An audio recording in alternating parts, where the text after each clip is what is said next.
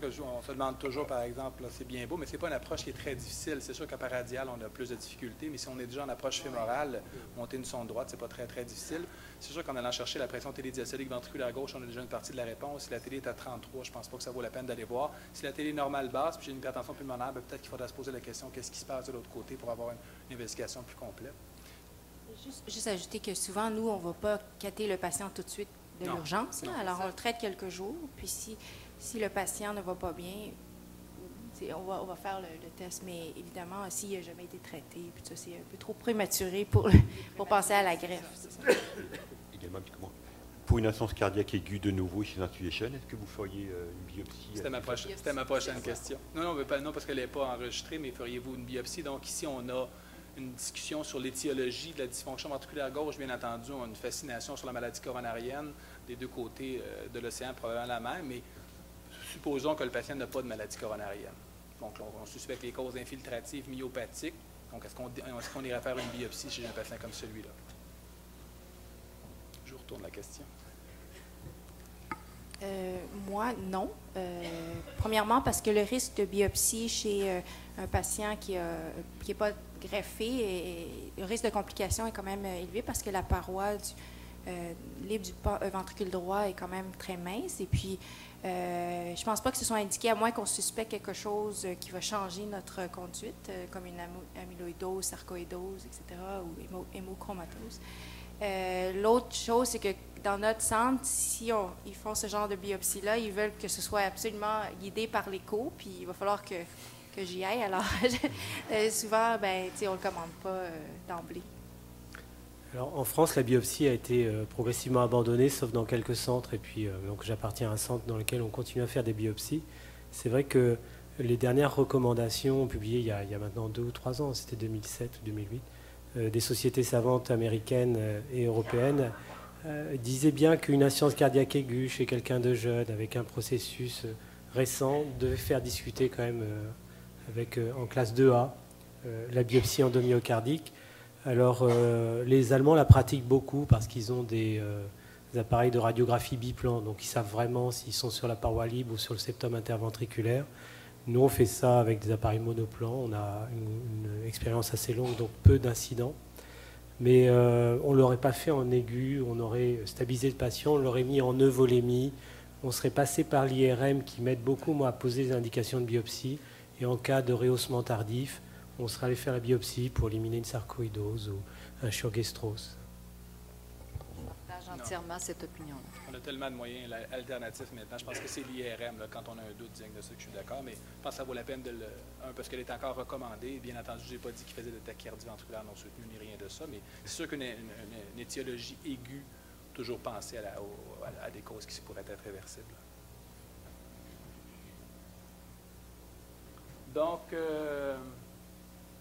vous êtes allé au cathétérisme cardiaque. 3 vaisseaux tout à fait normaux. Dysfonction ventriculaire gauche, vous la connaissiez déjà. Une pression télédiastolique ventriculaire gauche qui était élevée, évaluée à 24. Donc, malgré la compensation, donc on ne l'a pas fait en aigu. Je suis d'accord avec toi, Viviane, il n'y a rien qui presse de monter ce patient-là au cathétérisme cardiaque. De toute façon, il ne tolérera pas le décubitus, fait qu'il ne pourra pas rester là. Donc, on le traite, puis on le trouve quand même avec une télé élevée.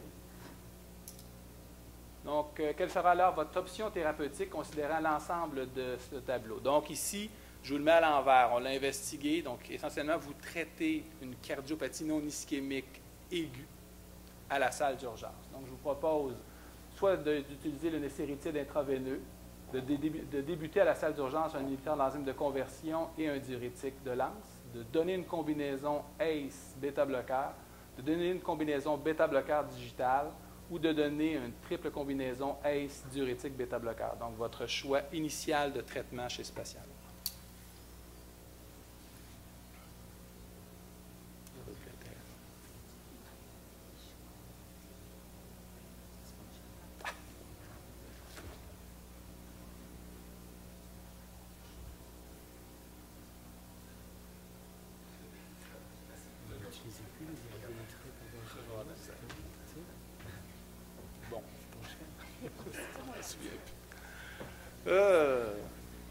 C'est bon ça. Donc, peu d'entre vous ont utilisé nécéritide.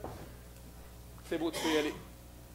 Au vote, s'il te plaît. Donc, la plupart d'entre vous ont utilisé la combinaison ACE diurétique, pas beaucoup la combinaison ACE-bêta-bloqueur, puis l'autre majorité, c'est ACE diurétique et bêta-bloqueur. Donc, essentiellement, entre le choix 2 et le choix 5, qui vous partagent vos votes, l'utilisation en aigu du bêta-bloqueur. Panel. Comment on approche ce patient-là? Laissez des choix de réponse, s'il vous plaît. Mon collègue ici, une réponse très intéressante. Non, je posais la question sur les dérivés nitrés par voie intraveineuse, qu'on utilise beaucoup en France. On n'a pas accès au néséritide, qui n'a pas encore l'AMM. Il y a des réticences en Europe pour l'obtenir, parce que le rapport coût-efficacité n'a pas encore été foncièrement démontré, semble-t-il, avec quelque chose qui est beaucoup plus coûteux. Peut-être plus simple d'administration. On doit monter les doses des dérivés nitrés par voie intraveineuse pour maintenir l'efficacité. Voilà, donc moi j'aurais choisi, pour traiter l'insuffisance cardiaque aiguë, nitré plus diurétique par voie intraveineuse. Je n'aurais pas introduit de bêta-bloquant parce que les recommandations sont de ne pas introduire un traitement bêta-bloquant en phase congestive. En revanche, s'il était traité par un bêta-bloquant, je l'aurais maintenu. Et que vous dire d'autre? Pour l'anecdote, quand je fais cours à mes étudiants, je leur dis, vous connaissez le traitement de l'insuffisance cardiaque aiguë, alors quel moyen mémotechnique? Ils ne savent pas. Alors je leur dis, c'est les Canadiens qui nous ont appris ça, c'est LMNOP. L'azilix, morphine, nitré, oxygène, position semi-assise. Alors, est-ce que c'est encore vrai? En tout cas, ce qui est troublant, c'est que je ne sais pas si c'est encore vrai, mais on n'a pas avancé beaucoup dans nos connaissances d'insuffisance cardiaque aiguë. Donc, ce qui va être intéressant ici, c'est justement, c'est quoi votre réponse? Parce que je ne pense pas qu'il y ait de bonnes réponses. Le néséritide intraveineux, il n'est pas disponible commercialement non plus, at large, partout. Alors, je ne suis pas sûre non plus qu'on ait des... Tu vois, on n'a pas grand-chose dans mon hôpital, mais ça, on en... Non. Je pense qu'il n'y a personne qui peut en disposer non plus, là. Alors, mais je pense pas que c'est notre premier choix. Comment tu l'aurais approché, le patient? Bien, je l'aurais approché un peu de la même façon. Diurétique intraveineux, stabiliser le patient, réajuster ma thérapie, puis réintroduire les bêta-bloqueurs finalement lorsque le patient est stabilisé, s'il n'y en a pas déjà. S'il y en avait, j'aurais eu la même conduite. Je les aurais maintenus où il n'était pas tachycarde, il n'était pas en détresse. Un peu curieux, on le trouve en insuffisance cardiaque aiguë, mais relativement peu tachycarde. Relativement peu tachycarde, ce patient, c'est ça. Moi, je suis entièrement d'accord avec ces réponses-là.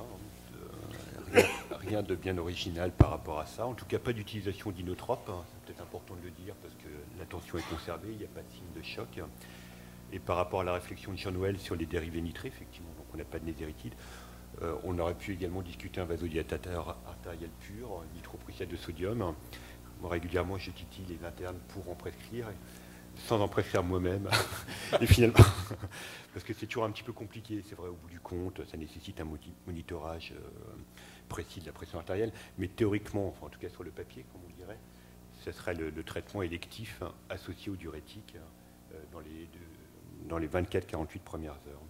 Et j'irai assez vite dans l'incrémentation des doses d'IEC, a priori. Si on regarde encore les lignes directrices, sont pas mal intuitives, ça dépend du degré de décompensation.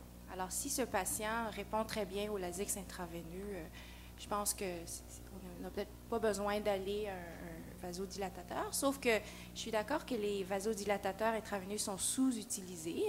La nitro, par exemple, on n'y pense pas souvent en insuffisance cardiaque aiguë, mais si le patient a une bonne pression, ça peut l'aider de diminuer la poche-charge. Alors, moi, j'irais avec la nitro. Le néséritide, si on l'a, on peut l'utiliser. Nous, on ne l'a pas juste dans le contexte de recherche, on l'a. Aux États-Unis, quand j'étais là, ils l'utilisaient beaucoup d'emblée. Et puis, il y a eu les problèmes avec les méta-analyses qui disaient que ça augmentait la mortalité et l'insuffisance rénale, mais juste pour les doses qui étaient hautes. Alors, si on l'utilisait dans ce contexte-là, si on l'avait, s'il n'était pas cher, etc., je l'utiliserais si le patient est réfractaire au diurétique. Je l'ajouterais au diurétique, mais à une très petite dose. Je pense que c'est 0,001, je ne m'en souviens plus de la dose, je l'utilise jamais. Mais ce serait ça. Et puis quand il est stabilisé, comme disent mes collègues, à ce moment-là, je commencerai l'ACE et puis le bêta-bloqueur beaucoup plus tard lorsque je suis sûre qu'il est stabilisé. J'avais un petit commentaire sur l'intérêt des dérivés nitrés par voie intraveineuse, c'est que l'effet vasoplégique nous permet de limiter les doses utilisées de diurétiques.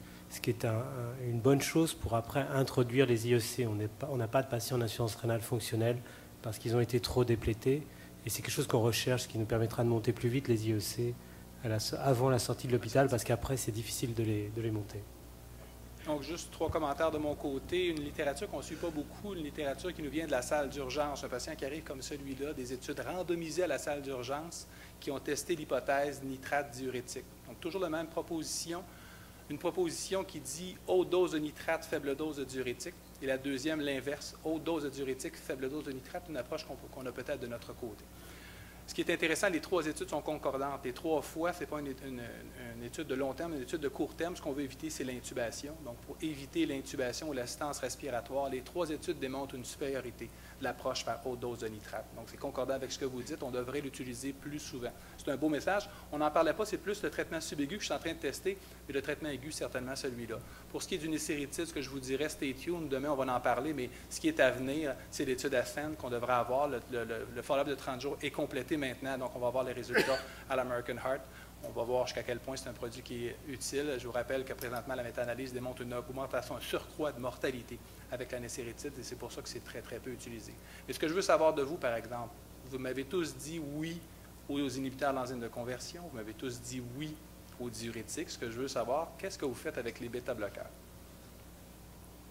Maintenant, avant la sortie, plus tard?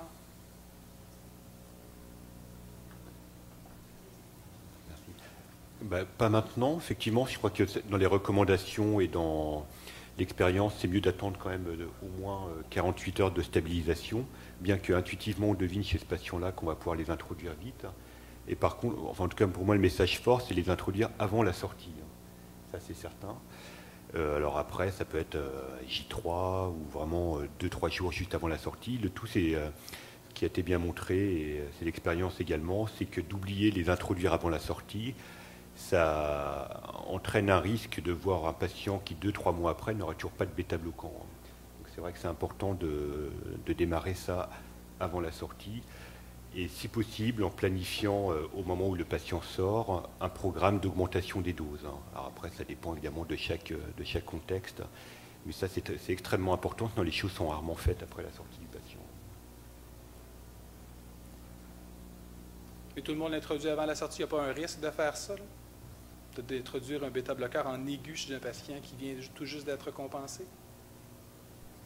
L'étude Copernicus, qui s'intéressait à ce type de patient, a montré qu'on pouvait l'introduire avant la sortie chez ces patients. Effectivement, il faut voir la réponse tensionnelle, savoir si des signes congestifs réapparaissent, mais non, c'est ce qu'on fait maintenant.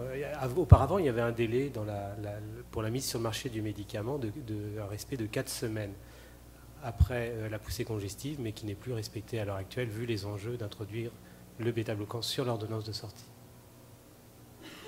Marie-Hélène Viviane, dans ton hôpital, il sortirait avec un bêta-bloqueur? Oui, il sortirait avec un bêta-bloqueur, puis on commence faible dose avec un suivi pour réaugmenter la dose en externe, mais il sortirait avec un bêta-bloqueur. Viviane.